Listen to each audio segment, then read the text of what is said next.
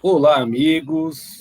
Graças a Deus, a gente está tendo mais uma vez essa oportunidade de estar aqui nessa noite do dia 18 de 8 de 2020, conversando com todos vocês. Hoje a gente está aí com a boa companhia do meu irmão, do Rafael Miranda.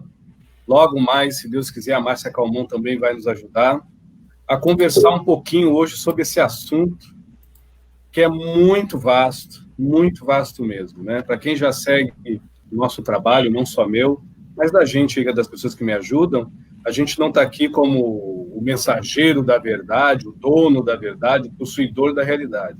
Mas a gente vai falar hoje como tema envolvendo verdade, realidade de elevação espiritual, ou, no caso, a realidade é verdade espiritual elevada, e as subescalas e as escalas do consenso envolvendo o ser humano. Por que a gente está trazendo esse assunto? Né? A gente vai falar hoje de disciplina, de educação espiritual, de princípios, valores, ética, moral, integridade, ativez e lucidez. Ou a atividade lúcida, ativa em si, que é o que a gente está precisando demais. Eu me lembro que no início do ano, para quem me acompanha, graças a Deus eu não tenho bola de cristal, mas que eu trabalho com oráculos, eu deixo bem claro para todo mundo que me procura que eu não sou adivinho, também não fico vendendo o meu trabalho. Porém, eu me lembro que a gente tinha feito algumas lives, lá em janeiro, e a gente falou até antes do coronavírus, né? E quando mais passar essa transição planetária, mais a gente vai ver e observar de uma forma muito clara e de uma forma, vamos dizer assim, muito objetiva, né, tocante, o quanto nós, seres humanos, precisamos para onde voltar a ser humano. Porque é uma bomba atrás da outra, é uma calamidade atrás da outra, é uma loucura atrás da outra. Eu estou falando isso porque, como espalha para todo mundo hoje, pelas vias da internet, hoje é dia de 28, uns acontecimentos que aconteceram aqui no Brasil, enfim, envolvendo pedofilia, estupro, o processo de uma menina aí, desde 6 anos era estuprada, e depois, com os 10 anos, ela teve que praticar o aborto, e foi legalizado, muito bem legalizado, por sinal. Ela é uma criança e ela foi violentada. Eu sou espírita, espiritualista, mas eu não sou de ficar em cima do muro, não. Não com essa palhaçada, não. Foi um crime que aconteceu com ela e ela não pagou com crime. Ela apenas pagou pelas leis de ação e reação. Algo aconteceu ruim com ela não fez algo ruim com o feto, mas ela se preservou e preservou até o feto. Que mãe esse feto ia ter? Que história essa criança teria? Então não adianta nessa hora a gente ser bonzinho, rasga-seda, que é o que eu sempre falo aqui nas minhas lives, e não ser coerente, e não ser prudente nas palavras, que eu pensei muito no que eu estou falando e não retiro. Eu não sou a favor do aborto, mas nessa questão, nesse quesito, infelizmente, eu gostaria de um dia o que eu falo, não que seja dono, seja e não sou dono da verdade, seja endossado por coisas boas. Mas, infelizmente, o que eu falo há anos, desde quando eu comecei a fazer live, está acontecendo não como previsão, mas quando o Edson Chato diz que ética, conduta, moral, educação deveriam ser falados mais, deveria ser falados mais. Por isso que as lives que o Edson faz não é live para entretenimento, para agradar cicranos, gregos e troianos.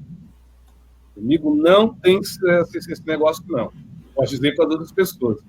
Então, uma boa noite, perdão por começar a live dessa forma diferente, até um desabafo meu de pai, de vô, de ser humano, né?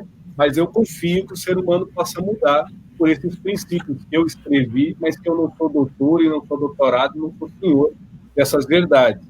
Mas eu acredito muito que uma boa educação, que a integridade, que a ética, tá, e a moral possa, em si, vamos dizer assim, nos auxiliar a voltar a ser ser humano. Quando eu digo que tem gato mais humano que humano, que tem cachorro, que eu crio gato, tem gato mais humano, tem cavalo, os equinos mais humanos que humanos, tem gente que fica bravo comigo, mas, né, qual tipo de humanidade será que o Edson está falando? A humanidade fraterna, onde a sensibilidade não se corrompe por conveniência, onde a sensibilidade não se vende por aparências vis, onde a sensibilidade, quando aflige e atinge ela não infra a intelectualidade da cultura, mas ela expõe a qualidade da educação entre as raças dos seres humanos. Mas tem gente que crê diferente, a gente respeita. Boa noite, Rafael. Boa noite, Márcia. Fica à vontade, Márcia, por gentileza. Boa noite, gente. Hoje eu caí aqui de paraquedas, mas eu vou tentar ajudar na medida do possível. E façam suas perguntas. A gente está aqui para contribuir. Boa noite a todos vocês.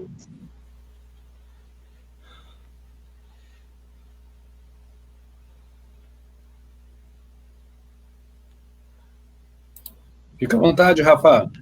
Alô, boa noite, meus amigos. Boa noite. A gente tem que refletir um pouco, né? No que nós somos, no que nós fomos e no que queremos ser. Porque ficar expressando sua opinião, seu ponto de vista da boca para fora é muito fácil. O interessante é você nutrir aquilo que você fala, que é o mais difícil. E como diz um amigo espiritual nosso, que eu considero ele meu amigo, que eu tenho muito apreço, sou Zé Pilintra das Almas, o ser humano é insano e está cada vez mais insano. Então a gente tem que parar e refletir até onde essa insanidade vai conseguir chegar. Até a hora que a gente vai acordar e rever nossos conceitos, nossos pensamentos, nossas condutas, né, morais, ou se a gente vai continuar alimentando essa insanidade até a loucura total. Fica à vontade, Edson. Bom, boa noite a todos. Agora começa a nossa live envolvendo este tema que está aqui em cima. Tá? Eu só puxei um pouco esse assunto dessa menina, porque é algo que está mexendo aqui no Brasil, né? Como vai ficar gravado, depois as pessoas procuram pelas matérias. Eu só vou dar uma pincelada, porque tem gente perguntando por que o espírito vem assim, por que é karma ou não é karma. Não sei. Nessa hora a gente tem que ter a humildade de entender que por mais que a gente leia livros, estou falando de mim, a gente e eu, por mais que a gente leia livros e livros e livros, os desígnios de Deus são desígnios de Deus. Eu creio num Deus que não castiga. É o que eu creio. Então eu creio que por não castigar, deve ter um desígnio dessa menina ter passado isso, de o feto ter vivido isso, de o tio, ou se não foi tio, sei lá quem, ter feito isso, mas uma coisa é certa. Qual é o desígnio do impacto que está causando na sociedade? O que isso causou no Edson? Quando ele olha a filha dele ou um filho, uma neta. O que isso causa em você aí que está na sua casa? Porque é muito assim, interessante. Né? Eu posso, modéstia forma, falar, porque há anos na rede social eu falo isso. Não adianta eu ficar lamentando, assustadinho, mexido com casos assim horríveis, enquanto eu estou sabendo que lá nas esquinas aí do Brasil, em dados lugares visíveis à sociedade, tem crianças de 4 anos se prostituindo, e eu não faço nada. Eu não vou na rede social lamentar, continuo me postando com fotos bonitas. Hoje mesmo eu postei uma foto minha fazendo careta. Então, como eu tenho um gênio, vamos dizer, um pouco forte, eu só toquei nesse assunto porque várias pessoas pediram, poxa, Edson, comenta aí, né, que você, de alguma forma, tem um ponto de vista muito, assim, seu, e o meu ponto de vista é esse. Não adianta eu comentar, eu tenho que fazer minha parte, que é minhas lives que eu estou fazendo, para tentar ajudar as pessoas. Né? Eu não estou aqui educando ninguém, sendo o dono da verdade, o dono da moral, da ética. É lamentável, é uma postura lamentável o que está passando essa menina, o contexto, mas o que isso veio nos educar? Que história horrível é essa? Sim, mas o que isso veio nos elucidar? Até onde a nossa sensibilidade é humana ou é inferior a um animal? E muitas das vezes a gente se toca com isso, dá 2 semanas, some de nós isso. Sumiu, acabou. Aí a gente passa com o carro, vê ali a menina entrando num carro, 5, 6 anos, 6, 8, 9, e a gente diz, poxa, a menina está se prostituindo, e anda com o carro, vai para casa, dorme, almoça, janta, como se nada tivesse visto e acontecido. Então, o que Deus, num karma coletivo, porque isso para mim é um karma coletivo, está tentando nos dizer, né? Então, a live começa agora, fica à vontade. Eu, particularmente, sobre esse assunto, já toquei, não vou tocar mais. Eu vou fazer a minha parte, que é o que eu estou fazendo há anos. Né? Sou totalmente contra a agressão à mulher, animal, a qualquer tipo de ser. É um negócio que mexe muito comigo, então, por mexer, eu até evito, pelo meu temperamento. Mas é desígnio de Deus. Agora, cabe às pessoas responsáveis cuidar dessa menina, que ela tenha um psicólogo, seja educada, e cabe a nós, que quando vê essas coisas, não permitir que a nossa humanidade se acostume com atrocidade assim. Porque o que mais dói é ver que muitas das vezes a gente está se acostumando com coisas atrozes dessa forma. O ser humano está se acostumando com porcaria. A gente está se acostumando com insanidade, que nem diz o seu Zé. Insanidade. Está ficando corriqueiro agora. Está comum. Ok? Fica à vontade, Rafa, se vai fazer uma colocação, a Márcia também. Se tiver alguma pergunta que não envolve esse tema, se vocês quiserem responder, fica à vontade. Eu já dei o meu de uma forma educada. À vontade, você. Edson, eu refletindo sobre o assunto que você colocou e não falando sobre o assunto, mas me veio à mente um ponto importante, que eu acho que vale a pena ressaltar, que é o livre-arbítrio. Então, até que ponto é livre-arbítrio interferir com a atitude, né, que vai emanar na vibração cósmica e energias, interferir na decisão dos outros. Então, até que ponto é livre-arbítrio interferir com atitudes que emanam vibrações dentro do emanar cósmico na decisão dos outros?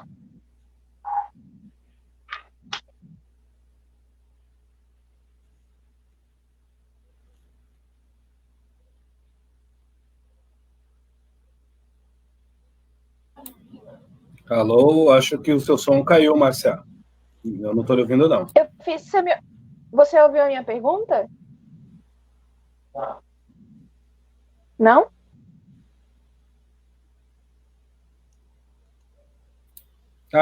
Você perguntou até que ponto a gente tem um livre-arbítrio. Depois, para mim, não saiu, mas deve ser a plataforma. Fica tranquila, só tenta perguntar de uma forma mais direta, eu vou tentar assimilá-la, por favor.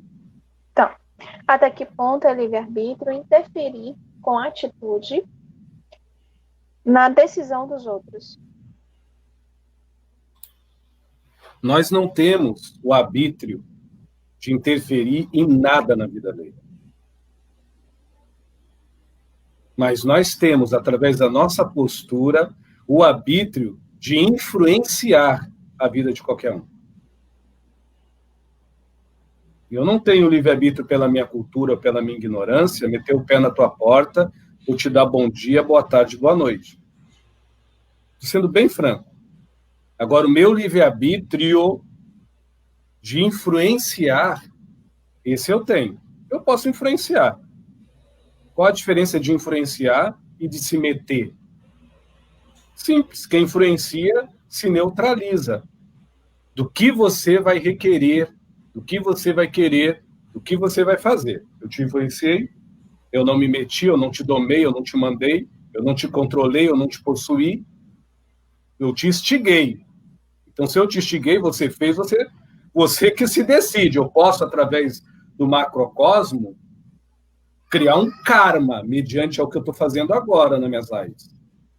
Porque, de alguma forma, eu estou influenciando as pessoas a pensarem. Mas eu não estou aqui dizendo que minha verdade é absoluta. Porque se eu fizer isso, seja num segmento fisiológico, no sentido visual, seja no sentido psicológico, filosófico ou espiritual, aí eu estou interferindo até no que você tem como consenso racional das coisas. Aqui eu estou apenas influenciando, a você, mediante ao que já sente, ao que já tem, ao que já é, se envasculhar naquilo que já sabe perante as potências daquilo que você já se faz. Isso é algo bem distinto, por mais que as pessoas, e eu também, talvez tenham uma dificuldade muito grande de separar. O que é influenciar de se meter? O que é influenciar de ir lá querer arrumar a vida do outro?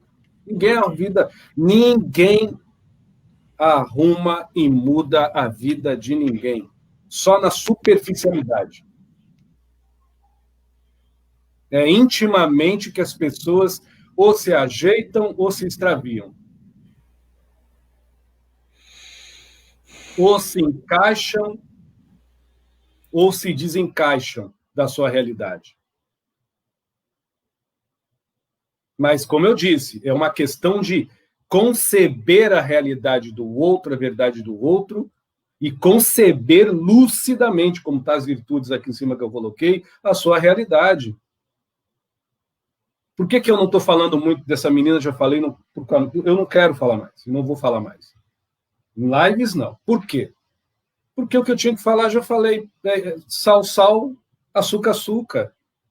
Eu só tenho que fazer a minha parte. A mensagem de toda essa coisa ruim, eu entendi para mim que eu devo continuar sendo o que eu sou, insistindo no que eu insisto. Não porque é bom para os outros, é porque me faz melhor. E o meu melhor, com certeza, não vai ser mal para ninguém. Se for fazer o quê? Eu estou instigando a mudança do outro na superficialidade do que ele se mostra. Eu não estou impondo a minha realidade na intimidade do outro mediante o bem que ele se sonega, mediante o melhor que ele se nega. Deu para entender a diferença, Márcia? Fique à vontade, viu? Sim, é claro. Eu entendo que o livre-arbítrio realmente nos motiva a evoluir, né? Nos dá a oportunidade de evolução. Mas as pessoas confundem, né, a atitude da interferência como livre-arbítrio, né? Então, agora eu acho que você deixou bem claro aí. Vou passar para a Rafa, se quiser se colocar. É aquela questão, né, do impor e expor. A gente não tem que impor a nossa verdade nem a nossa vontade sobre a vida e a condição de qualquer um que seja. Mas você pode expor pelos seus exemplos afirmados e sentidos dentro de você, né? Dentro da verdade, vamos dizer assim, que aquilo que você está praticando, no seu ponto de vista, é uma boa escolha de livre-arbítrio. Agora, você chegar para a pessoa e falar, você tem que fazer isso, é assim que tem que ser, pronto, e bater o pé, aí você já está interferindo no livre-arbítrio do outro, do próximo. E essa, acho que daí não é a pegada, porque, como o Edson disse, ninguém muda a vida de ninguém, só a gente mesmo que muda a nossa vida. E é aquela questão da ascensão, né? Ninguém ascende sozinho, mas a ascensão é individual. Pelos seus atos e forma de viver prestado no seu contínuo da sua vida. É assim que eu entendo. Fica à vontade, Edson. E nesse processo de livre-arbítrio, para mim encerrar a minha colocação, mas está aberto aí para o Rafa, para a Márcia colocar o que eles pensam, nós achamos que quebramos o livre-arbítrio dos outros porque os outros vivem na superficialidade das aparências. Existe uma grande diferença de eu viver a minha vida e de eu sobreviver a minha vida. Existe uma grande diferença de eu existir para dentro e eu superficialmente me transparecer, me mantendo para fora. A maioria das pessoas superficialmente se mantém para fora em sobrevivência. Então, mediante a labuta, o estresse da sobrevivência, um corrompe o artificial livre-arbítrio, que é moldado pela aparência, pela conveniência, e ele é somado pela vaidade, pelo orgulho, pelo egoísmo, onde a ganância de se sobrepor um pelo outro impera. A arrogância, a pretensão, a petulância, a prejunção se afogam nas mágoas, nas agonias, nas euforias, ou da sexualização, ou da fortuna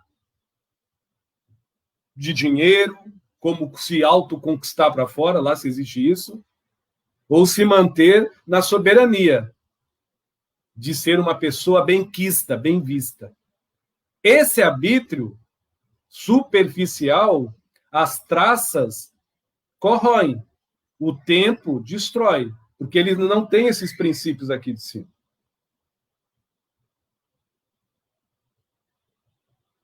Esse arbítrio que eu acabei de falar agora, que um corrói do outro, ele vive na crença da atormentação do bem e do mal, da sorte e do azar, sobre a bênção e o endossamento da casualidade, do acaso.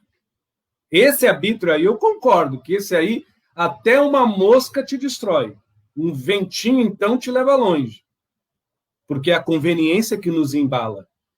Mesmo que a maioria esteja errado, eu pertenço à maioria porque eu preciso aparecer, eu preciso estar.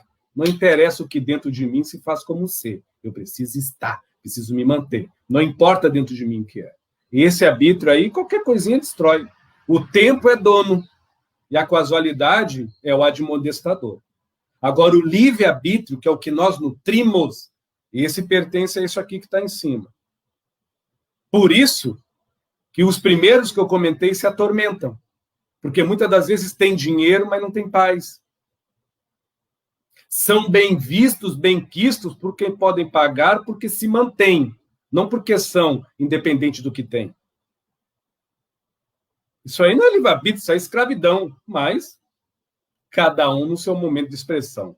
Eu acho que agora deu para mim esclarecer um pouquinho mais. Fiquem à vontade aí, Márcia e Rafael. Livre-arbítrio é poder, né, Edson? É vontade aplicada, porque dentro das nossas ações, elas podem ser ativas ou estáticas, a gente está exercendo ali um poder. Mas livre-arbítrio é poder de assenhoramento naquilo que você nutre, não naquilo que você faz. O que você nutre é o que alimenta e sustenta o teu princípio, tua conduta, a tua integridade, a tua razão, a tua ética, a tua moral, a tua verdade, do que você é, do que você se mantém e mantém. Não do que você expõe para você, de alguma forma, pertencer. O livre-arbítrio não pertence, ele é. Por ele ser algo não estático, mas em movimento dentro da gente, a gente precisa fazer o que a gente já falou várias vezes aqui, reforma íntima, conscientização, lucidez, que é o que está aqui, ativa a lucidez. Perdão, Márcio, ter te cortado, fica à vontade. Você já concluiu o que eu ia falar. Posso ir para a próxima pergunta? Bom, está dentro disso aí que você está falando. Qual o reflexo das nossas ações disciplinadas? Eu vou colocar positivas, no desenvolvimento espiritual. Mas se você quiser, você pode falar das negativas também. Quer que eu repita? Primeira coisa, a gente tem que entender que disciplina e determinação são casais amorosos, com bom senso e razão. Ninguém tem disciplina com pensamento positivo. Eu já falei isso várias vezes aqui. Desde que o pensamento positivo ele seja futilizado pela perca e o tolimento de raciocínio lógico. Uma coisa está ligada à outra. A live hoje está um pouco diferente, mas é bom para as pessoas pensarem um pouco nas suas vidas internas, para elas se sentirem mais em paz externamente. Então, Edson, você está dizendo que se eu pensar positivo eu sou ruim? Não, mas se você pensar positivo sem movimentar com o teu raciocínio o que deve ser feito, você apodrece, como uma fruta no pé que cai no chão. Morre na praia. Simples assim. As leis de ação e reação se locomovem por dentro da gente, na expressão ou das vazões instintivas e emocionais, que só querem provas e testemunho para fora, ou nas inspirações mentais, racionais, e por que não dizer sentimentais, pela empatia de se sentir em paz ou bem ou empoderado, mediante a determinação, a convicção, a disciplina que esta fé raciocinada, que, vamos dizer, a reforma íntima, que a boa educação nos doa, não nos obrigando a se manter, mas fortificando nas nossas essências mais íntimas esta insígnia, né, de ser em paz, mesmo que a paz não esteja em volta da gente. Então, falar de princípios hoje em dia, Márcia e Rafael, falar de integridade hoje em dia em lives é meio complicado, porque começa a falar algumas coisas, e eu posso falar isso, que eu já falei com vários amigos, não todos, mas algumas pessoas falam, vem cá, que religião você pertence? Não estou falando de religião. Ética, disciplina, integridade, não tem nada a ver com religião, tem a ver com humanidade. Tem a ver com distinção do que eu me nutro, não do que eu faço. Tem a ver com, vamos dizer, noção do que eu sou, não de como eu me porto. Porque eu estou falando comigo na minha intimidade.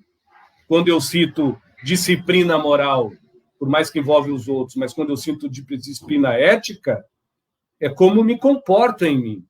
Mas a gente está aí para isso, né? Falar para quem quer, ouvir para quem não quer. Cada um se adere à sua lei de sintonia. Tem gente que gosta de ver sangue no computador, na televisão, no Facebook, no Instagram. Eu já gosto de conversar com o povo, de uma forma povo de ser, né? Instigando as pessoas o seu melhor. E o melhor é o melhor das pessoas, graças a Deus. Então, Márcia, eu acabei de falar para você. Eu resumiria tudo na educação, mas uma educação com lucidez. O que é educação com lucidez, Edson, para você? Sem milindres, sem apego, sem fantasia. Sonhar, por exemplo, a esperança, ela é a fantasia do encanto. Mas o encanto que a esperança dá em fantasia, ela nos elucida, que por mais que eu não possa hoje, eu me melhorando, eu posso amanhã, ou logo mais. Olha o que a esperança dá. Agora, o contrário da esperança, que pode ser uma soberba, uma agonia, uma arrogância, ela só vai lhe colocar no engodo, no contrário de você mesmo, aonde além de você não se sentir capaz, porque talvez não é, mas pode ser, você tolhe o pode ser e você continua não sendo capaz porque os outros não te permitem essa capacidade. E porque você não se vê nessa possibilidade. Aí fica difícil. Fica à vontade, Márcio. Ou Rafael, fica à vontade.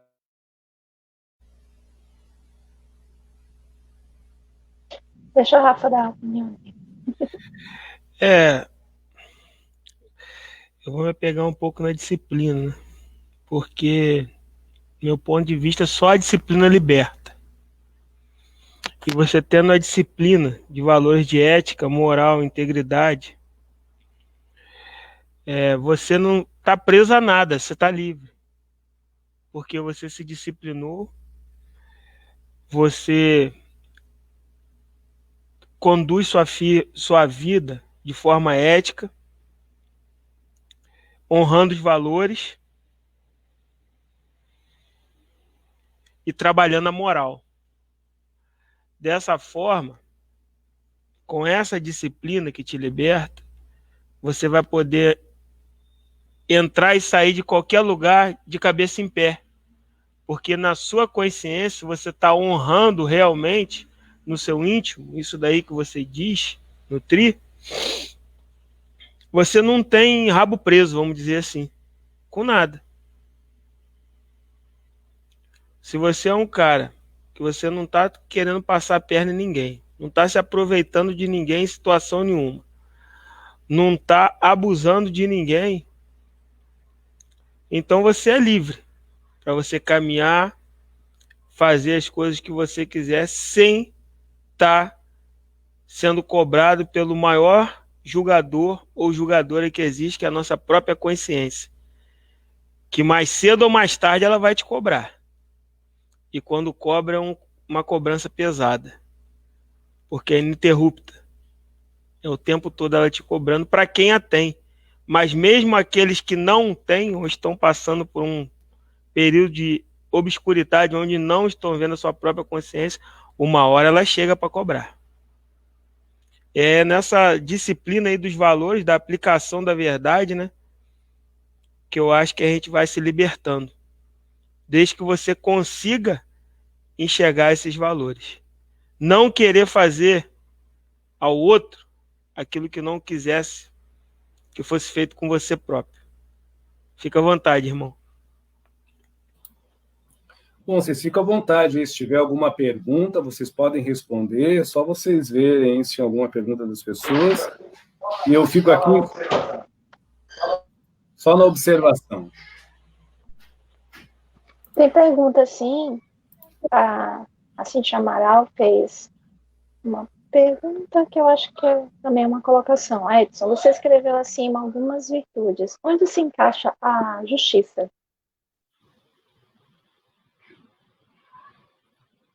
Olha, eu vou ser bem honesto para vocês. Como ser humano, com o pingo de consciência que eu tenho a justiça divina. A justiça dos homens eu não tenho como justiça. Eu tenho como causalidades que criam consequências, que criam vantagens e desvantagens. É o meu ponto de vista. A justiça dos homens, para mim, é isso. Na margem que a gente vive, é isso. Agora, a justiça divina, ela nunca vai ser individual, ela vai ser coletiva. A justiça dos homens, ela vai ser casual e taxativa, ou consequencial e punitiva. A justiça de Deus, viu, Cíntia? É outro nível. Se não quiser chamar Deus, cosmo, vida, existência, naturalidade das coisas do mundo, melhor ainda, mundo não, mundo é coisa do ser humano, planeta, porque cada ser humano constrói, mediante os seus afins, um mundinho, cinza, marrom, verde, azul, amarelo. Agora o planeta está aí. A justiça do planeta é comedida com a existência e vida. Nem o tempo escraviza isso, porque nós somos filhos do pó do cosmos. Nós não somos crias do planeta Terra. Então, a justiça cósmica, ela abrange o todo, que é aquilo que muitas das vezes a gente não concebe, não percebe, mas está lá no fundo da nossa essência e que nos incomoda quando a gente desfaz da vida alheia, ou se desfaz do seu melhor. Ou quando a gente dá atributos à cultura acima da desenvoltura da educação naturalizada, pelo simples fato de ter respeito à vida do outro, ou pelo simples feito da máxima de ter um pingo de amor próprio perante a si mesmo. Então, são justiças bem distintas. Uma julga, a do homem. A de Deus, a juíza.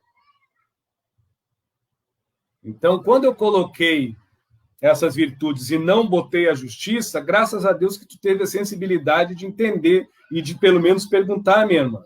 Porque a justiça do homem não é justiça. É prerrogativa, condenativa, punitiva e que, de alguma forma, corrige um erro com uma afirmação de um castigo, com uma determinação de uma punição.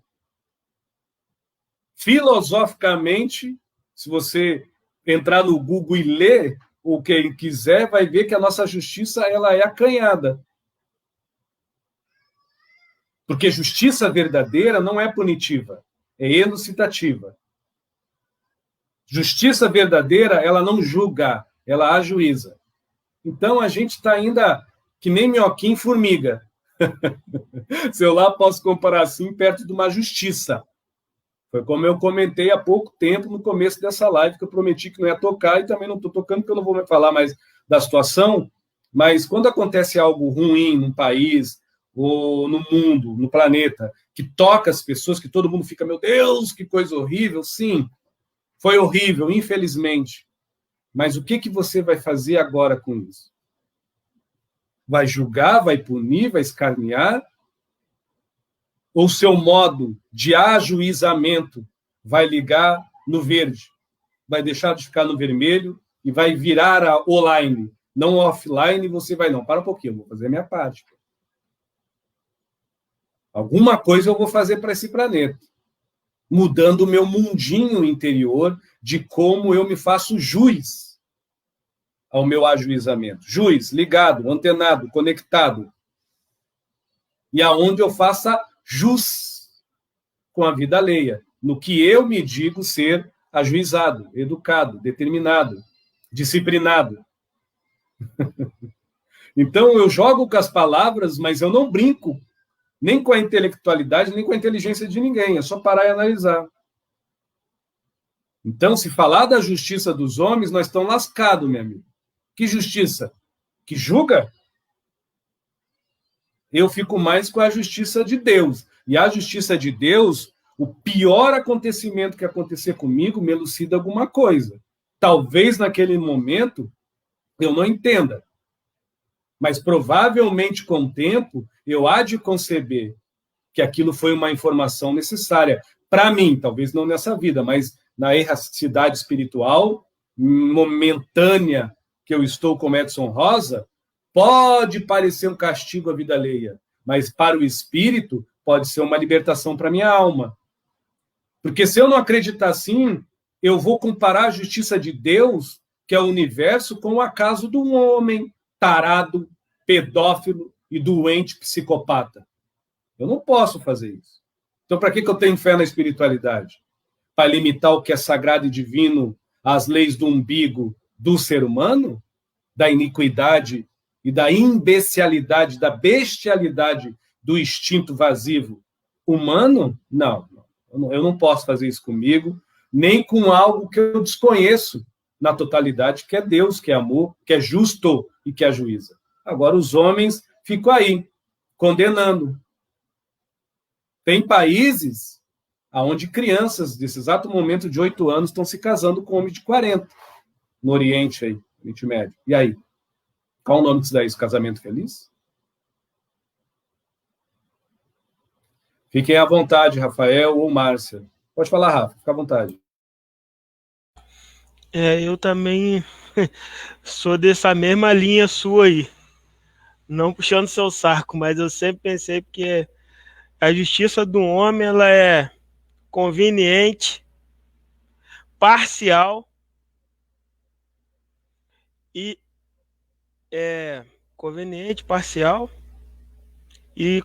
sem isenção. Sempre tem um partido, sempre tem um ponto de vista e nunca é julgado com a lei da ação e da reação, que é o que nos rege, né? Perante as leis divinas. Então é isso só que eu tenho que colocar. Eu não tenho muito nem o que falar, porque um dia a gente vai saber o que é a justiça. É a lei, né? E a lei, ninguém foge. Agora essa justiça do homem aí só é válido para quem não tem. Para quem tem, sempre tem um jeitinho. Como o Edson falou, eu já tinha pensado até nisso. Tem países aí no Oriente Médio, se Edson permitir, até falo o nome de um, Sri Lanka, onde crianças são vendidas todos os dias. E aonde está o karma disso? É o karma coletivo de todos nós, dessa tão falada justiça. Mas um dia, por a gente não agir com justiça, a gente vai ter que prestar conta à justiça divina. Fica à vontade, Edson. Fica à vontade, Márcia. Suas colocações, seu empoderamento, fica na paz. Eu tenho uma pergunta, Edson. Tem uma pergunta do Igor que eu já vou fazer. Eu vou fazer essa aqui, ó. Bom, em virtude da condição mundial, né, que se encontra a humanidade, os preceitos morais: não violência, não mentira, não roubar, manter a moderação e nutrir o desapego, na visão desta realidade espiritual, ainda são válidas?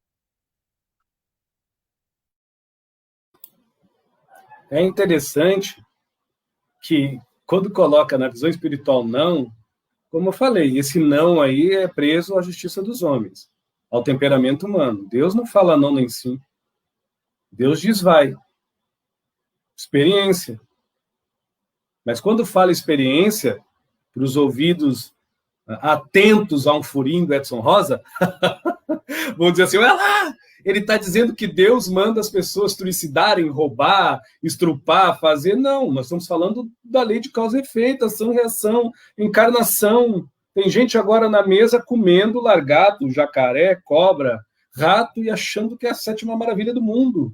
Enquanto tem pessoas, talvez, que precisam de caviar, e tem outras aí que talvez estão comendo embaixo da ponte um resto todo podre. Cada uma está se alimentando como pode. Mas, com certeza, na maioria das vezes, aquelas que estão se alimentando com coisas podres é aquelas que têm os corações mais nobres. Então, é a qualificação deste não e a qualificação do sim é que nos dá uma possibilidade de expansão interior, de progresso interior, do que nós podemos chamar de ética moral, não de moral ética. A questão é que as pessoas não têm nem moral e querem ter moral sobre as éticas dos outros. Elas não querem ter ética sobre a sua moral. O que é moral? Horizontal. O que é ética? Vertical. A ética é algo muito meu. Então, eticamente falando, quando eu escuto alguma pergunta, alguma coisa que coloca em xeque o que eu nutro mediante o que eu faço, eu prefiro calar minha boca, ficar quieto. Ou se não, digo, olha, eu só estou expondo, eu não estou impondo. Porque eu estou dando o meu respeito, que é o meu melhor, a uma pergunta que me fizeram, mediante a uma resposta que ainda não criou corpo. Mediante também, perante a vantagem da naturalidade dentro do meu ser, da realidade do que eu sou, não do que eu faço.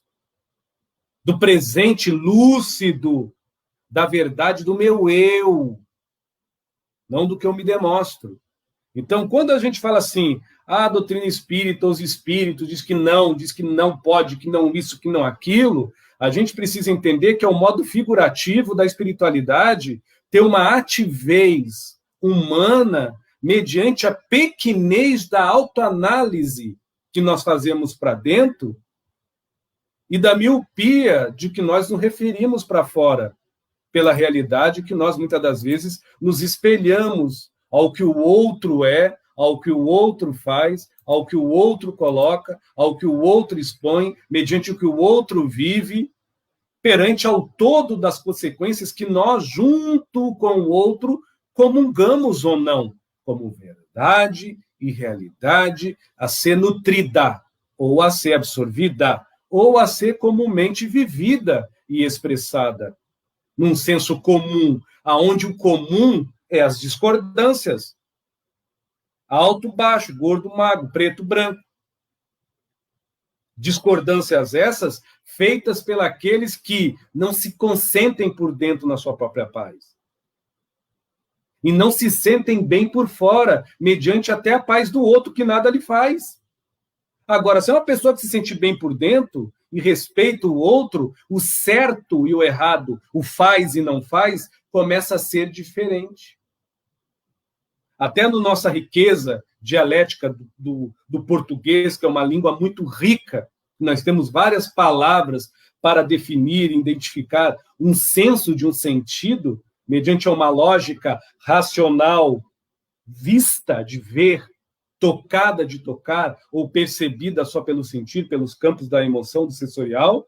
Nós temos uma palavra que pode justificar várias coisas, ou várias coisas com várias palavras. Então, nós temos a possibilidade de dizer o não como sinta, e o sim como se perceba.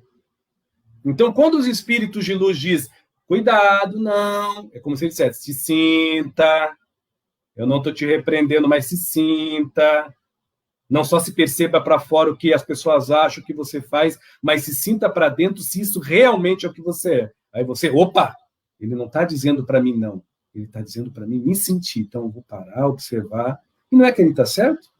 Eu ia ser aqui macaquinho de auditório, fazer graça para os outros, mas não vou fazer não, eu vou me sentir, vou ficar na minha. Ou se não, quando o espírito de luz e a doutrina espírita, os espíritos elevados dizem assim, sim, é como se ele te dissesse, te consinta, te observa, te absorve, te olhe para dentro, exista. Você não é o que se reveste. Você é o que te imune por dentro de tudo que as aparências, as conveniências, ou até mesmo as naturalidades do bem e do mal humano possa lhe afligir por fora, como dor, mas não vai lhe poluir por dentro como sofrimento. Então, sim, vai experimentar, você quer tanto, então vai. Ou não, como eu falei há pouco tempo. Mas você precisa se sentir e se ver. A gente se sente respirando e a gente se vê meditando. Tá dada a dica para quem quiser, viu? Então respirem e meditem mais sobre as suas vidas, que você vai ver que Deus não nos dá sim nem não. A resposta dele já está caracterizada no nosso suspiro, na nossa respiração, na nossa meditação. Mas agora, a gente medita? A gente pensa com lucidez ou quer pensar com positividade, achando que por ser pertencente a uma religião ou por ter vantagem intelectual sobre os outros, nós somos detentores da sorte? Aí fica difícil. Então a gente precisa começar a respirar melhor, nos sentir e nos ver melhor para a gente entender que não é não nem sim. A justiça de Deus se faz dentro da gente quando a gente se faz jus pela lucidez do que é. Aí a gente pode começar a gatinhar naquilo que realmente a gente tem que fazer. Viver, não só sobreviver. Existir, não só se aparecer. Fique à vontade, Rafa. Eu não tenho nem o que falar muito, né, Edson? Como a gente mantém a integridade sempre ativa, né? Como ele perguntou, né? O que você falou é parar e respirar e não dar vazão aos nossos instintos primitivos. Da primeira atitude que a gente toma, ou do primeiro impulso que a gente tem, né? Aquela coisa, depois de você sempre parar e refletir, se você tiver uma referência boa, que é alguém que você siga, que você acredite nessa referência, como é que fulano se portaria? Ou que pode ser como, para quem é espiritualista, como um espírito de luz se portaria perante essa situação? Será que eles bravejariam ou se calaria? Às vezes a gente tem que parar, refletir. Nunca, ou quase sempre nunca, a primeira reação é a mais sensata e cordata. Pouco tempo atrás eu fui, até o Pai Benedito me caguetou no último Evangelho Perativo, que eu gosto de ir para cachoeira e ficar me conectando, converso com os mentores. Às vezes não, só vou... como é que dá o nome? Só vou contemplar mesmo a mãe natureza, admirar. E na hora lá, saiu um cachorro de dentro da casa, a gente tem um cachorrinho, mordeu minha mulher. Meu primeiro instinto foi pegar um pedaço de pau para arrebentar o cachorro. Sem contar o facão que estava na mala, que eu sempre ando com o facão na mala do meu carro, porque eu tenho sítio. Aí depois eu não fiz nada, me esbravejei um pouco, claro, mas depois eu refleti. O que eu ia ganhar dando um impulso de agredir um animal que é mais instinto que outra coisa, mesmo ele tendo a pureza dele, mas ele age no instinto?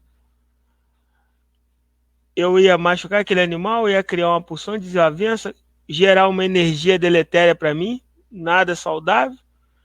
E depois eu parei, refleti, não ia mudar nada. Cuidei da ferida, a ferida já passou e aquilo acabou. De repente, se a gente age no instinto do primeiro impulso que a gente tem, você vai ter várias consequências negativas, se estressar, de repente, tamanha consequência até da delegacia e justiça, e não vai resolver nada, porque você poderia ter deixado aquilo parado por um momento de você se calar, ficar na sua quietude dentro da tua paz. Geralmente é assim, como dizem, né? Os cães ladram e a carruagem passa. Então, deixa eu falar quem quiser falar. É assim que eu penso. Fica à vontade, Ed. Fica à vontade, Márcia. Eu fiz aqui um resuminho breve. Então, a evolução da consciência é se sentir, se observar, observar o todo e refletir, se colocando no lugar do fluir e do sentir do outro, né? Isso acarreta como consequência a lucidez ativa, né? Só resumindo tudo que você falou aí, foi o que eu compreendi. Você quer falar mais alguma coisa? Eu posso ler a próxima pergunta. Pode ler a próxima pergunta aí, vocês podem responder, fique à vontade. Tá, deixa. Rafa, quer falar mais alguma coisa sobre esse assunto? Não, fica à vontade, pode prosseguir, mas. O Face tá dando uma travada aqui. Deixa eu tentar. A gente está lhe ouvindo perfeitamente, fica à vontade. Eu sei. Só que eu vou entrar de novo aqui. É uma pergunta do Igor, José Igor. Aqui. Ele fala assim, ele dá boa noite a todos. Como manter a integridade sempre ativa? Tipo, uma pessoa de bem que está tentando se melhorar, porém se perde fácil com ofensas de familiares. Seria falta de amor próprio ou paz? Não é totalmente verdadeira?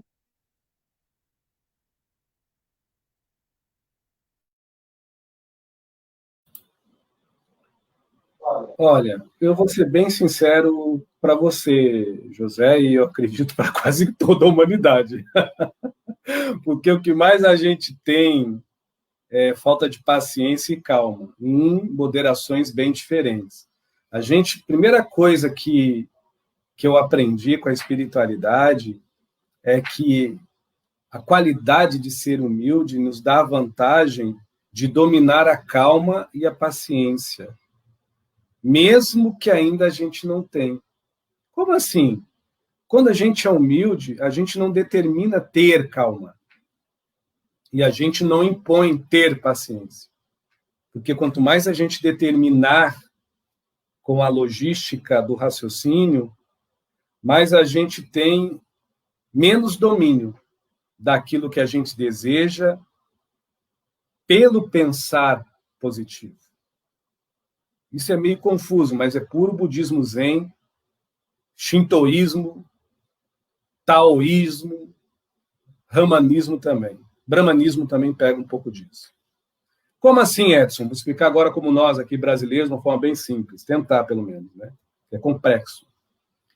Pensar positivo é ruim? Mais uma vez eu digo, não, tem que pensar lúcido. Quando você pensa lúcido, você consente o que pensa. Então você se afere, você se adere àquilo que pensa. Está em você, você não precisa falar, você não precisa demonstrar. Isso envolve a doutrina espírita, umbanda, candomblé, quimbanda, quimbaio, tori, xamanismo, ateísmo, catolicismo, teosofia, até o processo mórmon, qualquer religião. Qualquer religião. Eu sou um religioso e eu pequei porque eu perdi a paciência. Quem diz que você pecou porque perdeu a paciência? A religião, o religioso, porque a tua humildade não diria isso. A tua humildade, num senso espiritual elevado, não precisa de condenação. Ela precisa de ajuizamento, empoderamento, disciplina e naturalidade. Então, nós, muitas das vezes, escolhemos sugestivamente, cognitivamente, pelo pensamento que ama pensar, pela mente que não gosta de estar calma, nem gosta de estar paciente, mais pensamentos positivos para, de alguma forma, continuar com sentimentos e emoções pejorativas. Tipo, poxa, eu perdi minha paciência, eu fiz o evangelho no lar, eu rezei Pai Nosso, Ave Maria, eu fiz os salmos, ou eu decretei, mas eu não consigo ter paciência. Aí a pessoa fica ali se castigando porque não consegue, porque ela é religiosa. Ela é fiel ao que está lá fora, ao feito que ela fez. Seja fiel aos conceitos do fato que você tem por dentro, e você vai ver que o que parece lento e que o que se parece abstrato é o que tem mais como contrato entre a alma e o espírito, que pode admoestar o teu ego, expandir tua consciência e acalmar tua mente, que é a tua humildade. De dizer ainda, lembra do sim, do não, que eu falei há pouco tempo, da espiritualidade de luz, aqui tem o ajuizamento de Deus, do macrocosmo, não que tem a justiça da terra, o não dela é sinta-se, e o sim dela é se consinta, se enxergue, se veja,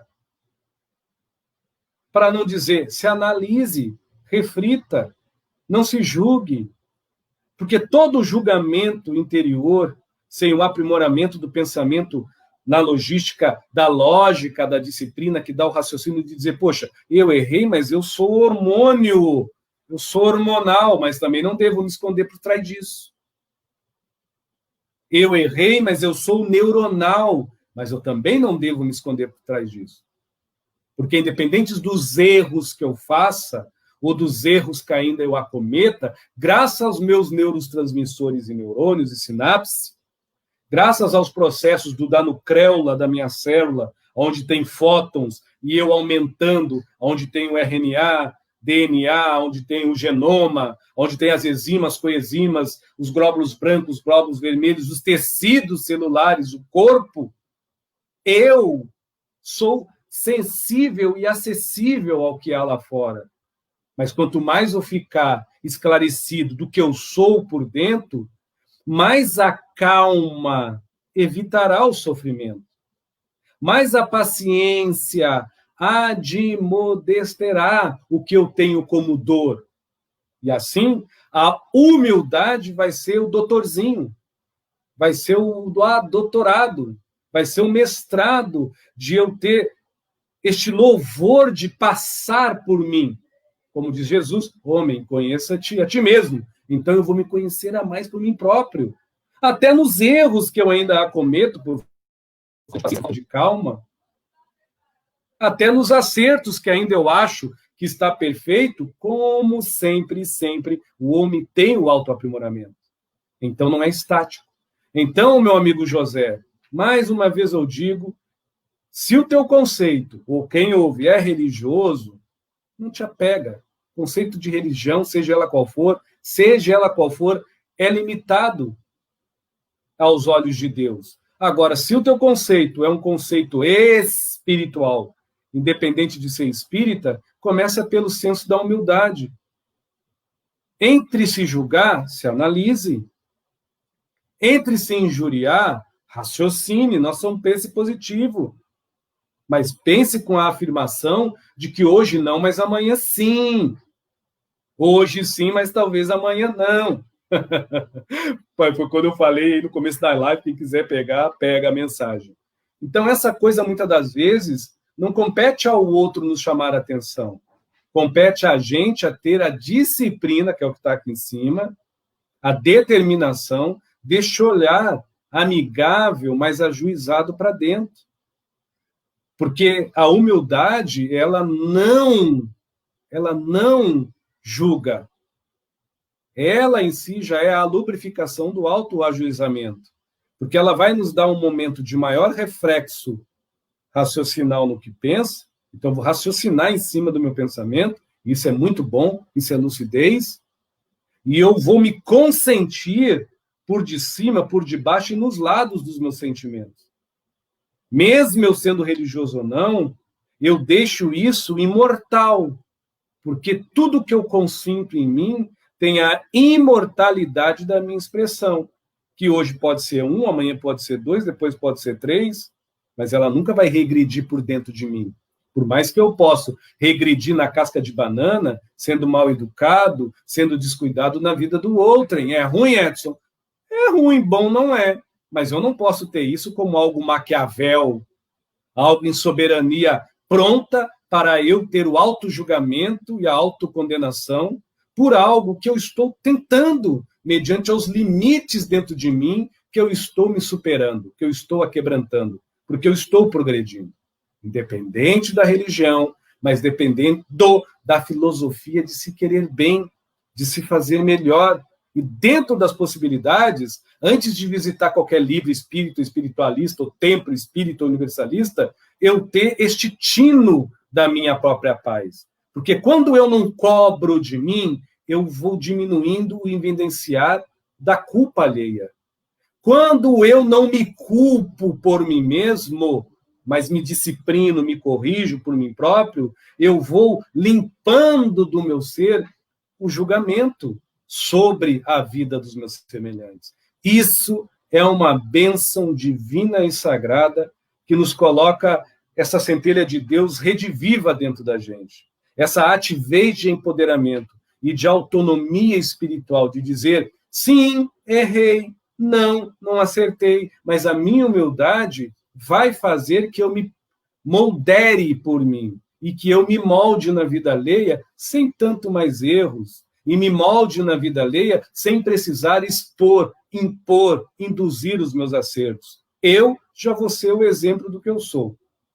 Eu já sou eu mesmo. Essa liberdade, não sei se as pessoas vão entender onde eu quis chegar, pela minha ignorância, é fascinante. Enquanto isso não ocorre, a gente fica brigando com a nossa própria sombra e disputando com a verdade e a realidade alheia. Fiquem à vontade, viu? À vontade, Rafa. Por mim, pode seguir o barco. Pode falar mais, por favor. Enquanto você falava, eu fiz aquele resumo básico. Porque é muita informação, né, gente? A colinha. É porque eu tenho esse hábito de ouvir e escrever. Eu não sei os meus queridos, as minhas queridas e queridos que estão nos acompanhando aqui. Mas me veio muito à mente várias palavras, né? O consentir que você fala, e você fala muitas vezes, né? O permitir, ele vem do permitir, ele vem do condescender, ele vem do tolerar. Resumindo, é o famoso assumir-se. Então, no momento que você se assume, esses aspectos da integridade podem vir à tona, né? E a partir daí você começar o seu exercício de conquistar a sua plenitude, de conquistar a sua satisfação íntima, que vai lhe ocasionar a libertação aos poucos dos seus males. Então, esse é o meu resumo básico de tudo que você falou. É claro, um resumo simplório, mas muito, muito sincero e verdadeiro, da compreensão do que você nos ofertou nesse momento. Né? Muito grata. Edson, tem uma pergunta. Eu não sei o que está acontecendo, não sei se é o meu Face, se é a minha internet, mas de vez em quando trava, eu tenho que sair e voltar de novo. Bom, tem uma pergunta da Cris Rosa. Ela fala, boa noite a todos. A escolha de nos colocarmos no lugar do outro pode modificar nossas atitudes e sentimentos? É interessante que a pergunta dela vai muito em contra ao que eu coloquei e ao que você expôs também, Márcia, porque você citou exatamente o que eu não comentei, mas o que eu escrevi aqui em cima, que é integridade e princípios. Na explicação que eu dei para o amigo José e para todas as pessoas, de uma forma bem diminuta, verdade minha, que não deve ser comprada por ninguém, eu não citei integridade e princípios, mas desde o início da minha colocação, eu falei de integridade e princípios, porque só com humildade a gente consegue isso. E da mesma forma eu falo para a Cris Rosa, se a gente entender que a humildade não é crítica, é autoanálise, que a gente tentar entender que a humildade não é pontuação, é determinação, é disciplina,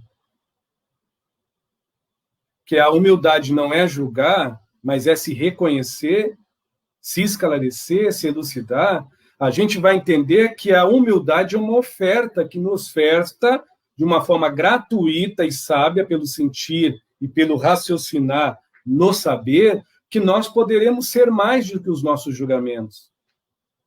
Que nós poderemos ir além das nossas análises, das nossas deduções tanto pejorativas, como até aquelas que não são pejorativas.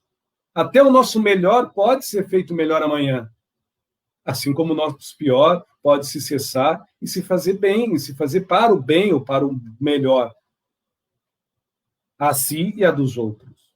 Então, essa autoanálise, essa reflexão de nós nos colocarmos no lugar do outro, não é vivenciar a dor que o outro sofre.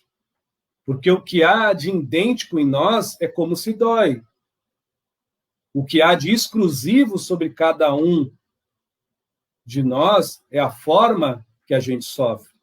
E isso é muito difícil pela uma análise vista por fora, pela uma reflexão observada por fora, a gente entender o que se passa por dentro da pessoa. Eu estou aqui, sentado em minha cadeira. Deus o livre, entra um marginal em minha casa, mata minha família. Eu vou defendê-la, é a dor. Mas o sofrimento, eu não sei o que o sofrimento vai fazer comigo. Se eu vou pegar uma faca, uma arma, se eu vou fugir pela janela, o que eu vou fazer? É imprevisível. Então, nós, muitas das vezes, como dissemos, eu me coloco no lugar do outro, e, por favor, Cris, você já me conhece, eu uso a sua pergunta para tentar, meu Deus, auxiliar as pessoas. Não para governar o pensamento de ninguém. Eu, Edson, me coloco no lugar das pessoas naquilo que eu vejo, mediante ao crivo da análise e observação, da dedução, da convicção do que eu tenho como certo e errado. Então, eu vou modelar, de alguma forma, se eu não tiver a humildade de entender que eu sou limitado, até nas minhas análises mais profundas, por fora, que o convir da pessoa, que o ir e vir da pessoa, que o nutrir da pessoa, que o ser da pessoa que eu estou tentando me colocar no lugar é muito mais além do que eu acho, mas a quem ela é, pelo que ela nutre, não pelo que ela faz. Por isso que muitas das vezes, na hora do pânico e do sofrimento, além da dor, as pessoas nos surpreendem e a gente se surpreende pelo que julga e pelo que a pessoa faz.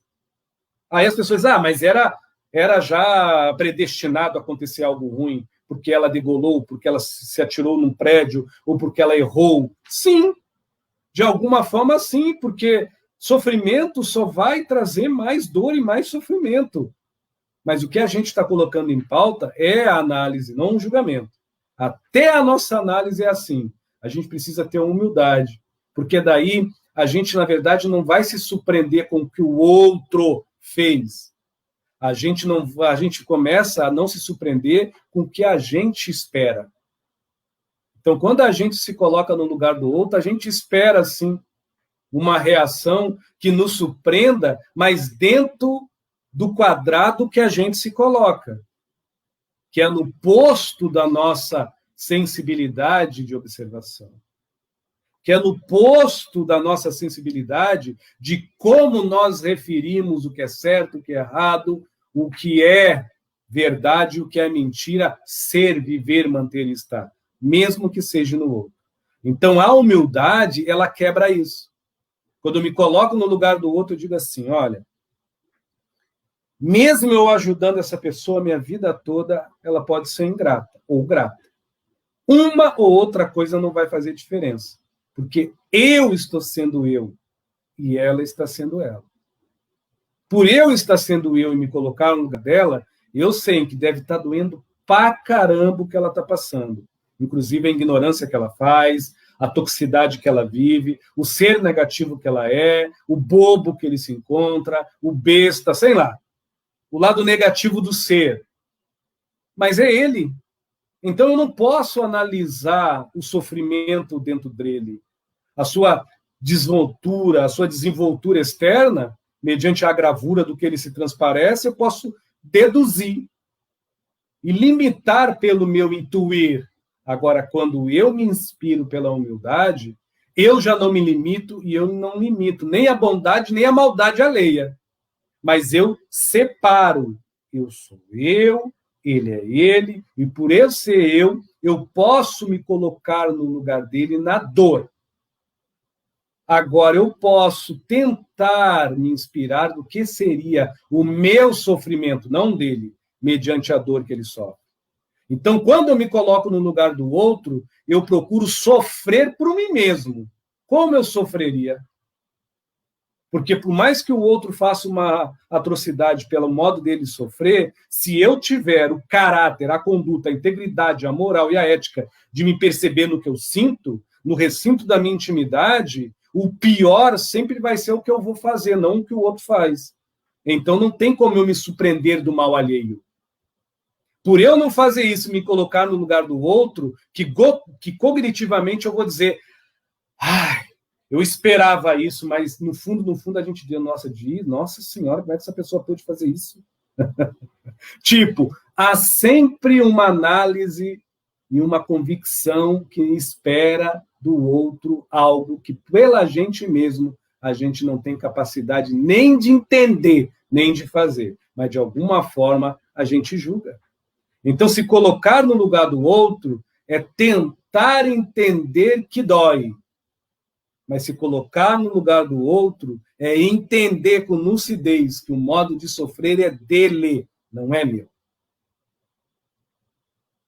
E que a dor vai causar nele um sofrimento que não tem como eu entender, só tem como eu conceber por mim, e em mim, quando eu paro e me deparo em mim mesmo e digo, meu Deus, o que eu faria se eu estivesse sofrendo essa dor? Nossa, provavelmente nada. E, ao mesmo tempo, tudo. Porque quando a gente se coloca no lugar do outro, na dor, quase sempre é só na dor, na superficialidade das coisas. Mas quando a gente se coloca no sofrimento, a gente se compadece, o julgamento some. A ruptura das separações do julgamento vai se desfarelando. A piedade, ela vai tornando uma conotação muito maior de que apaziguamento. Ela vai criando uma conotação que nos tranquiliza, porque sabe que nós não somos escravos do tempo. Que nos tranquiliza, porque sabe que o erro foi horrendo, a culpa é grande, o medo pode ser maior, mas os desígnios de Deus, ou se não for evangélico, não tiver crença nenhuma, os desígnios da vida são perfeitos, agora cabe eu me aperfeiçoar. Aí vem o quê? A escolha, o chamado, o aprimoramento da disciplina de se envolver com essa lucidez que somente a humildade nos doa. E somente a sensibilidade nos dá de quando nos colocarmos no lugar do outro, é nos colocarmos no lugar do outro. Aí a gente deixa na mão da justiça divina e ora que a justiça dos homens se faça de uma forma justa que a juíza, que não só condena. Porque condenar ajuda no quê? Na dor, mas não resolve o sofrimento. Fique à vontade, Marcelo. Resumo básico. Bom, você estava falando e eu estava refletindo sobre a nossa vida material. E a vida material, ela é um ciclo até simples, se a gente considerar alguns aspectos. Então, quando a gente está, a gente flui. Quando a gente flui, a gente gera. Quando a gente gera, a gente conquista. E essa conquista é para o quê? Para assegurar, para manter o bem-estar. Aí, a partir desse bem-estar, Deus faz assim, olha, não é tudo, não é só isso, não. Vamos lembrar que existe vida além disso, né? E que vocês estão aí nesse ciclo. E aí a gente volta para um ciclo que é o exercício do sentir, para que a gente dê sentido, além da nossa vida material, da nossa vida prática. Então, me veio essa pergunta. Qual o papel da espiritualidade na vida material? Porque eles estão vivendo lá. E a gente precisa se lembrar que os espíritos têm uma vida. Existe aí uma outra dimensão e que tem o fluir deles lá. E a gente aqui está vivendo a nossa vida. Então, em algum momento, eles aparecem, eles contribuem, não é isso? Eles interagem. Então, vamos aproveitar esse momento e você, como um bom canal, assim, sem querer puxar o seu saco, porque não tem necessidade disso. Mas qual seria esse papel?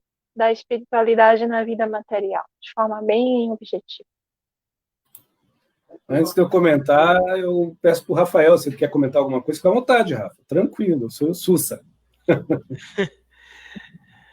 Eu acho que o papel da espiritualidade na vida material é nos trazer aqueles lampejos de realidade a qual a gente fica tão envolvido na vida material mesmo, né? Que esquece da verdade espiritual, que esquece do amor, que esquece da fraternidade, que esquece da compaixão.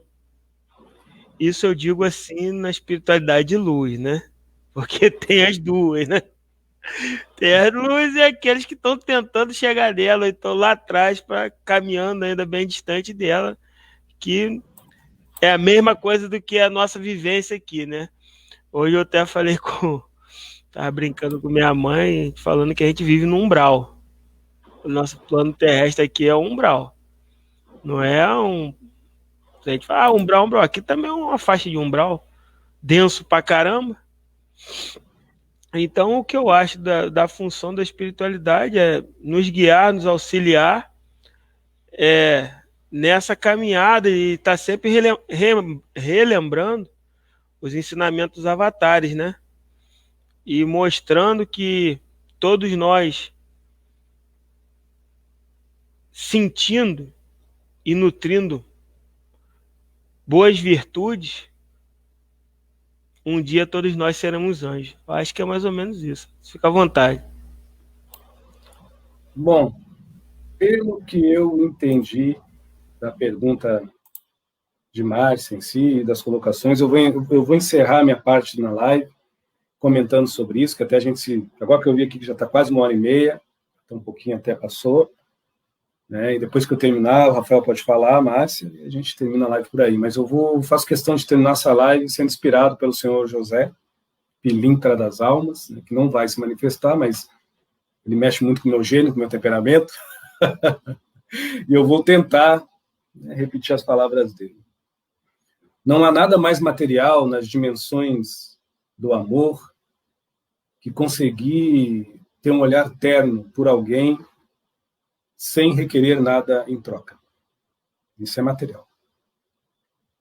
Não há nada mais material nas dimensões da Terra, onde as pessoas precisam trabalhar para comer, onde as pessoas precisam, de alguma forma, ter uma moeda, de que, além da moeda, poder materializar a espiritualidade, endossando os seus gastos e os seus custos com o que há de mais gratificante. Fazer a caridade ao outro sem ver a quem, e fazer ao bem ao outrem sem requerer nada em troca. Essa é a materialidade da espiritualidade, na superficialidade das coisas da matéria, que talvez são toscas quando é só para a gente, tolas, fúteis, e muitas das vezes aqueles que têm muito, até inúteis, mas são ilustradas, são luminosas, quando muitas das vezes aqueles que têm pouco pode dividir com alguém. Isso não falando em termos de avatar, nem desfazendo de religião, nem de crença, e não levando em tom espírita, mas nós estamos falando de espírito. Nós, espírito. Então, a materialidade das coisas envolvendo a espiritualidade, que tem a sua dimensão, que tem o seu trabalho, é vir nos inspirar a qualificar a matéria, não a somar e dar a propriedade de quanto se faz aquilo que vale a materialidade. Então, quando eu começo a refinar o meu qualificar, o meu muito pode ser pouco. E o meu pouco pode se tornar muito se eu divido com aquele que não tem nada. Ou se eu dou para aquele que nunca teve algo. E o meu pouco pode ser insignificante como nada. Se eu apenas compartilho com aquele que comunga as verdades e realidades mediante as futilidades que se dissolvem antes de um sorriso de paz, ou perante um sorriso de paz, ou que duram muito mais que um abraço sincero, ou que duram muito mais com uma gratidão, ou que duram muito mais que a própria educação em aquele que por si mesmo se abranda em paz no seu coração, no seu tino, no seu sino, no seu âmago, no seu eu. Porque ele é assim, e assim ele se faz, na naturalidade do que se faz porque é. Então, a materialidade dos espíritos na matéria, mediante a pergunta que a Márcia me fez e a colocação, desta forma de correlacionar, quando o espírito luminoso realmente quer materializar algo nessa esfera, que tem significado, vai ter qualidade, não vai ter quantidade. Vai ter apreço, mas não vai ter preço. Vai ter afeto, mas não vai ter afeições e apegos. Vai ter cumplicidade, ajuizamento, não vai ter julgo e justiça humana. Então, quando os espíritos benfazejos vêm através do Evangelho no lar, através de uma oração a Nossa Senhora, através de um comungar nosso para o nosso anjo da guarda, ele tenta não desmaterializar os nossos apegos, mas ele tenta sutilizar as nossas carências. Sutilizar as nossas ansiedades, para que nossa alma possa se tornar mais frutífera mediante as nossas conquistas internas e mediante e perante as nossas etapas do dia a dia, para que nós colaboramos com o universo ao destino não se tornar uma caixa de surpresa, escrava da casualidade, e nós presas fáceis das lamentações. Não. Quando a gente começa a entender que a espiritualidade não está aqui para julgar se eu tenho um Fuca ou se eu tenho uma BMW, não para julgar se eu tenho a mesa farta ou a minha burra sem nenhum centavo, mas está aqui para me auxiliar. Que eu, antes de ter a mesa farta, que eu tenha sentimentos prósperos de paz, de harmonia, de equilíbrio, que eu tenha sentimentos fartos de integridade, de princípios, de lealdade ao ajuizamento da fraternidade de ser humano, já que eu tenho essa dádiva de pensar por mim mesmo e de me sentir e sentir por mim próprio. Isso é uma dádiva da criação. Eu tenho, nós temos isso. Aí a gente vai entender que a materialidade do espírito, dos espíritos de luz em nós, não é tirar de nós o comprazer das coisas da matéria, mas é por nós utilizar o prazer da materialidade de poder compartilhar, dividir, comungar, conviver, sem nos corromper pelaquilo que nós temos, mas nos engrandecer pelaquilo que nós podemos doar, porque o nosso eu interior é muito mais valioso e qualificado do que eu posso comprar. Ele é o que eu posso doar para quem eu quiser, aonde eu quiser, porque eu não vou me corromper por dentro. Então, o que eu vou me demonstrar para fora, independente do que eu possa dar, porque eu comprei, é o porque eu posso oferecer, porque eu sou, porque eu doei. Então, a nossa materialidade espiritual aqui é o que nós podemos doar com a nossa essência. Se for um celular, se é um computador, se é algo material, não tem problema. Mas se eu possa doar aquilo, então quando eu dou o que eu posso, porque é íntegro dentro de mim, e é um princípio que ressoa por mim, eu não estou doando para um desconhecido. Eu estou ofertando para mim mesmo. Porque eu estou no meu melhor por mim próprio. Então, o bem, o melhor, o bom que eu posso fazer para fora é a justificativa fiel da busca do meu progresso interior por algo que me satisfaça, sem precisar comprar, sem precisar gastar, sem precisar manter, mas que se faz fluido em mim. É algo que eu não desejo, que eu não preciso de vontade, porque não precisa de manejo, de tranjeito, necessita apenas da lucidez e da boa vontade de eu ser eu mesmo, na humildade de eu me satisfazer, de me empoderar, de engrandecer por mim próprio. Isso é uma conquista que vai além das faculdades dos livros da Terra, que é maravilhoso, mas vai na faculdade de sentir com discernimento e de conceber com sentimento, dentro do possível, de uma análise segura, de uma reflexão segura, que o que há dentro de mim é eterno, principalmente nas coisas que eu nutro. E eu posso mudar esse eterno, mediante a superficialidade do que eu dou, do que eu faço, do que eu sou, do que me mantenho, do que eu posso presentear, ou do que eu posso pertencer, ou do que eu posso me fazer para fora. Isso é magnífico, isso é existir por dentro e viver para fora. Então, os espíritos, ao meu ver universalista, materializam e influenciam as coisas da matéria aqui, me tornam rico, ou melhor, me instigam a eu ser rico, mesmo eu sendo pobre de dinheiro, e ser um bem afortunado, mesmo eu não tenho muitas coisas materiais, é quando eu tenho muita qualidade nos princípios éticos morais, naquilo que eu nutro.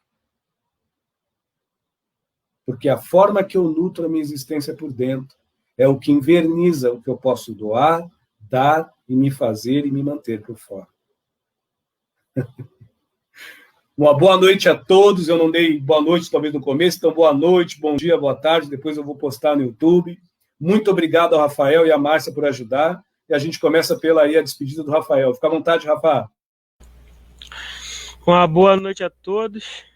Que nós possamos refletir e nutrir as palavras ditas hoje aqui, inspiradas pelo Edson, pelos amigos espirituais do Edson, pela Márcia, pelos amigos espirituais daqueles que fizeram a pergunta, que estão sempre ajudando. E foi muito bom. Até a próxima. Uma boa noite a todos. Fica à vontade, Márcia.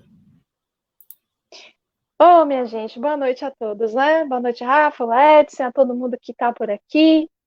Foi massa, como vó baiana. A gente tem o hábito de dizer massa, viu, gente? Quando a gente acha uma coisa muito legal. Então, foi massa. Vamos refletir aí nessas palavras e ouvir de novo. E quem sabe trazer para nós aí um grande conhecimento, tá? Até a próxima. E eu vou ficar com a massa, e é nóis. Oxe! Fiquem na paz, é nóis, Rafael, é fechamento, está sabendo que meu irmão é geral. Valeu, Rafa, obrigado. Rafa está lá no Rio de Janeiro, viu? Terra linda também. Valeu. Tamo junto. Muito obrigado. A Márcia também, a Xé, graças a Deus, e tchau para todos. Muito obrigado, viu? Boa noite, bom dia, boa tarde. Muito obrigado.